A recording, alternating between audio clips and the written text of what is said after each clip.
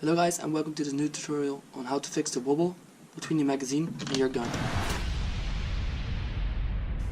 So when I got my amoeba, I got this huge wobble and I want to fix it. I'm gonna fix it with some electric tape and it's really easy. Let me show you.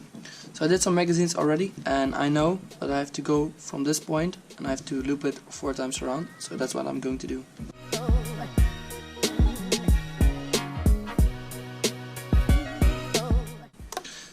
For my magazine, you want to follow the edges, this edge.